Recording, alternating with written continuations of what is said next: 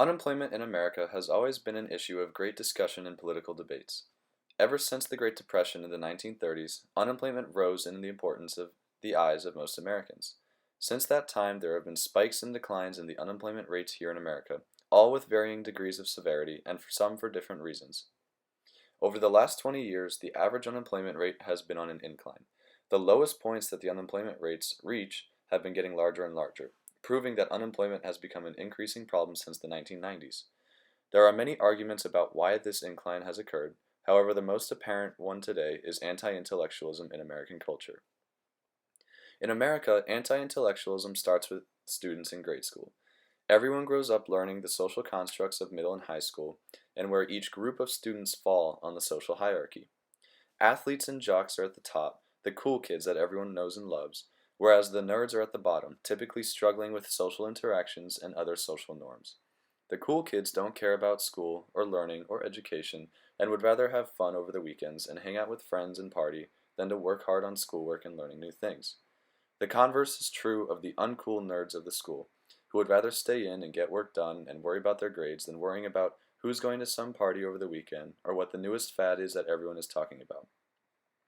This association of learning and education being uncool is what initiates the creation of anti-intellectualism and how it relates to unemployment. Studies done by the U.S. Department of Labor show that those who graduate high school, go on to complete college, and get degrees of higher education will end up more likely to not only get a job in the first place, but to get a much better paying job than someone who doesn't graduate from high school at all. Students who get good grades and work harder in high school are more likely to graduate and get into college than students who don't care about grades or schoolwork or education. There are exceptions to this rule, however, using professional athletes and musicians as examples. If success after high school is essentially determined by the work and effort put into grades and schoolwork, then why is it considered cool to basically be unsuccessful? This disconnect in the minds of young people is what unfortunately sends many young Americans directly to the unemployment lines. The state of employment in America is addressed constantly, especially by the two current major presidential candidates, Hillary Clinton and Donald Trump. Both of them agree that unemployment is a problem in this country, and both agree that something must be done to lessen these rates.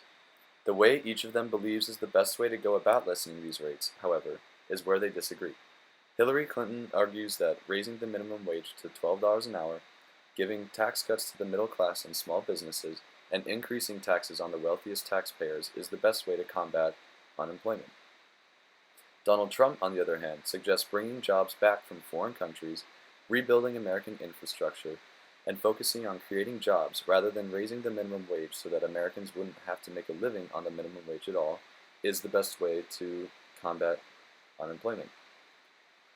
Regardless of the plans that each candidate has to combat unemployment if he or she is elected to the presidency, the fact still remains that anti-intellectualism is the biggest deterrent to employment in this country.